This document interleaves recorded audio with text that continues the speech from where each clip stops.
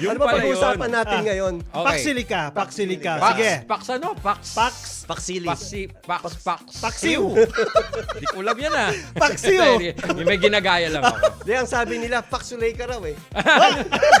Hindi, yun ang nababasa ko Kamyo, sa kamyo, comment kamyo, section. kamyo. Ano ba yung paksilika? Anong bang issue niya kay paksilika? Pero eto lang konteksto. Paksilika, samahan kasi yan. Oh, Yan yeah. ay isang samahan parang barkadahan, tropahan, ng mga, para madaling intindihin, no? Ng mga bansa. Ng mga mayayaman bansa. Mayayamang bansa. Para gumawa ng regarding ano yan sa AI eh. AI, Semiconductor. semiconductor. Yan. Semiconductor. Na usually kasi, ang current setup natin ngayon, inaangkat natin sa China yan. Yes. China lang ang meron. China. Yes. Oo. Sila ang dominant supplier niyan. Oo. So kung magkakaroon na tayo, kaya yung mga pro-China, sila yung mga tutol dyan eh.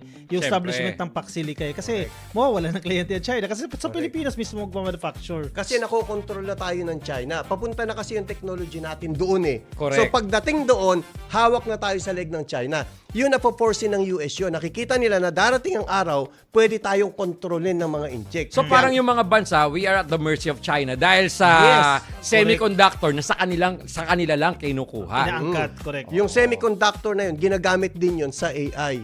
Actually, alam nyo tama yung sinabi ni Ka-Coffee, na yung mga galits dyan, yun yung mga pro-China eh.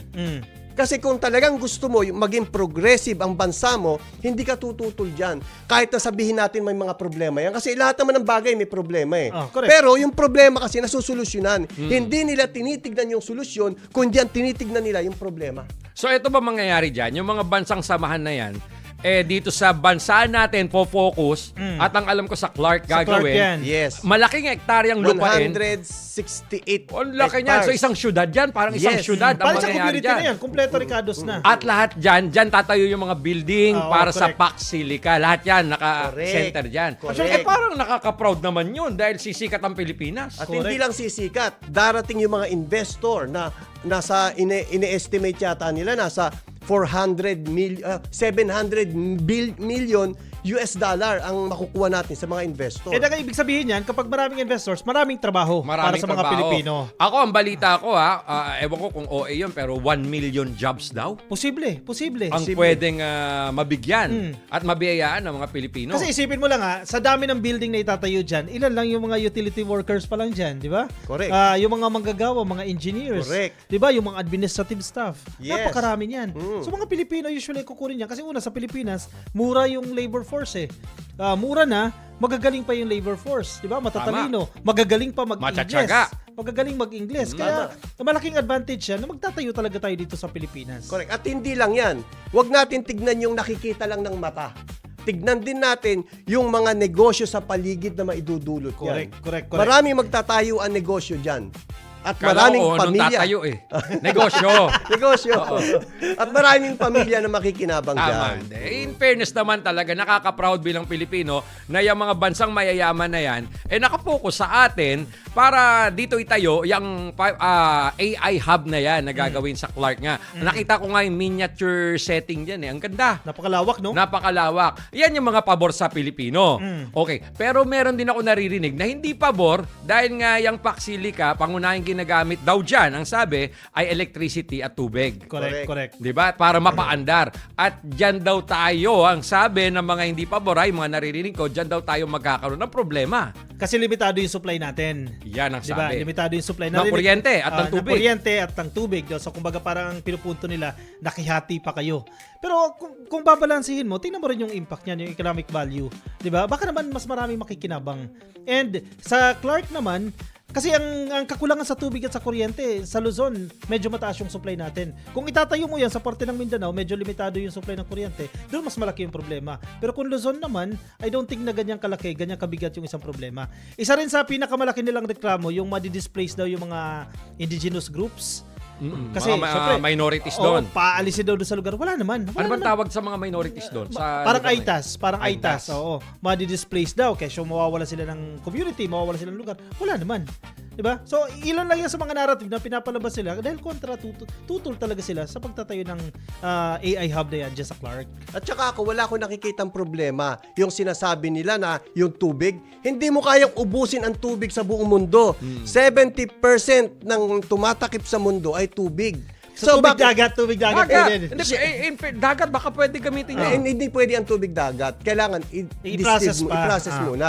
So hindi imposible para sa technology natin ang correct. pag-process ng tubig. So wala akong nakikitang problema pagdating sa tubig. Ikalawa, yung kuryente na sinasabi nila, wala din ako nakikita doon. Dahil hindi pwede tumakbo yung hub na yan ng walang kuryente. At kapag aasaling sila sa mga kuryente na makukuha na existing na, kukulangin pa yun eh. So anong gagawin nila? May solar tayo, may turbine tayo, may kuryente tayo galing sa dagat. So napakaraming paraan para makakuha ng kuryente. Ay hindi papayagan ng mga Amerikano ng ibang lahi na yaan ay na mawala. And Kundi ano? mag-accumulate pa And tayo. common sense yan. Ito po ay billion-dollar company. Yes. So, may feasibility studies na ginawa dyan. So, kung Yes. inaral nila yan, hindi naman basta-basta, trip-trip lang natin, sige, magtayo tayo ng AI Hindi hub dyan. ganon. Hindi ganon yun. Tama. Ako alam mo, simpleng take ko dyan sa isang simpleng kaisipan ng ordinaryong citizen, no? Bigyan natin ng chance ang Pilipino dahil Correct. malaking oportunidad ang ibinibigay sa atin dito. At kapag naging successful tayo dito, feeling ko medyo aangat ang level ng Pilipinas sa ekonomiya. correct. 'Di ba? Oo. Kasi yung problema sa kuryente, problema sa tubig na sinasabi ng mga unfavorable dyan, madaling solusyonan yan Correct. dahil ang gobyerno natin gagawa ng paraan kasama yung mga ibang mga bansa.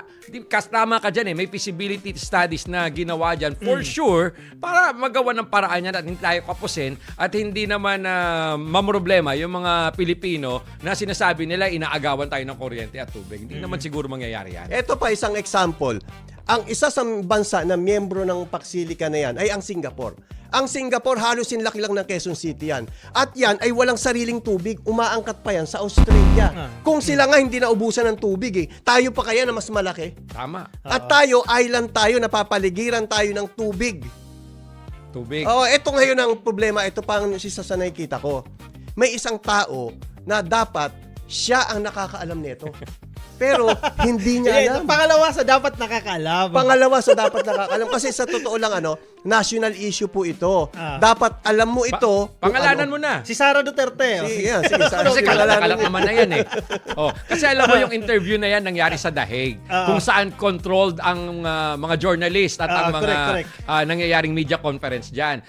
Malamang, di ba mga DDS yung mga journalist na nandun Actually, vlogger yung isa sa nagtanong si Oo, Alvin. vlogger. Yun nga bigla tinanong niya. Siya may kasalanan Actually, hindi raw nakatulog.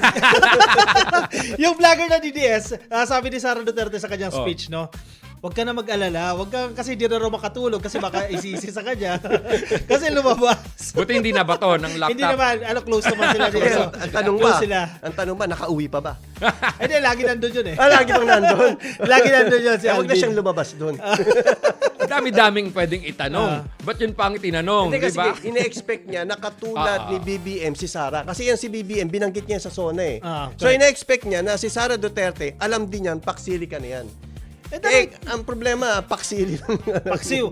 Actually, ang problema dyan kay Sara Duterte, pinapatunayan niya lang na hindi siya aware sa mga nangyayari sa Pilipinas. No? Kasi itong Paksilica, hindi naman yan ordinaryong project lang Hindi. Diba? Future ng Pilipinas ang nakataya dyan dahil At pinag-uusapan yan billion-dollar online. company yan. No? Ibig sabihin, wala siyang alam. Ang nangyayari. katotohanan dyan kasi, pangalawang leader siya ng bansa, Vice President. Correct. Sana naman kahit paano may alam siya kung paano Paksilica. Dapat alam niya, kahit sa ekonomiya man lang Oo. Sana sinabi lang niya na makakatulong Generic. yan sa maraming tao. Generic answer. Di ba? Kung hindi niya alam yung detalye pa. Generic answer, di ba? Kung paano makakatulong at hindi makakatulong. Paano problema niyan sa bansa natin. Sana ganun man lang. Pero parang alien sa kanya yung Paksilica no? Ibig Yung sabihin, interview sa kanya. wala siyang pakialam. Pagdating sa national issue, wala siyang pakialam dahil ang ginagawa niya, pa-abroad-abroad lang. Travel lang ng travel. Ay, hingi tayong pasalubong pag uwi. Kailan ba uwi? Kahit rep magnet. Nandito na ba? Mabilis lang yun. O siya, anong komento niyo dyan sa issue ng Paksilica ni Paksiw, Paksilika o Paksulayka? Ako ang last take ko dyan sana yung gobyerno natin mag-disseminate pa ng more information Correct, kung saan mas lalong madaling maintindihan yan ng mga ordinaryong Pilipino. Kasi yung tunog ng Paksilica, parang ang hirap masyadong technical Di ba? correct. Sana mas madali, more information, dissemination. Kasi usually ang tao mga Pilipino, no, kapag may inintroduce ka na bagong bagay, kapag kulang sa impormasyon, nagnuno agad yan eh. Tutol Oo, agad sila. kasi paano yan maintindihan ng ordinaryong Juan de la Cruz? Oh. Magsasaka, lalo na. Correct. Silang isa sa mga sinasabi, apektado dito, tubig kasi eh. Yeah. 'Di ba? Mga magsasaka, yung mga ordinaryong driver, kailangan ipaalam natin sa kanila, ipaintindi natin Tama. ng mas ordinary na mga words para may explain yan. Challenge sa gobyerno yan. Yes. No? Trabaho ng gobyerno. Napaka-challenging yan kasi paano mo ipaiintindi sa mga DDS yan? Hindi nga, sa totoo lang, kapos sa pag-iisip ang mga DDS. Hindi baguhin natin yung statement ni Sir Joey.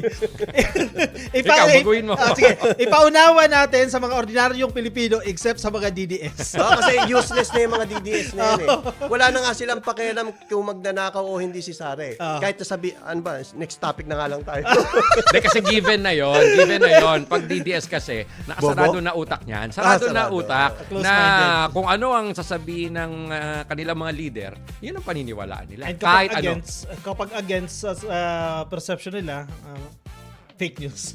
kahit ano na nga basta kung anong pabor sa kanilang leader. Kahit nga sabihin natin na itong impeachment, hindi pumabor kay Sara ang desisyon ng mga senator judge natin, sasabihin pa rin nila fake news. Correct.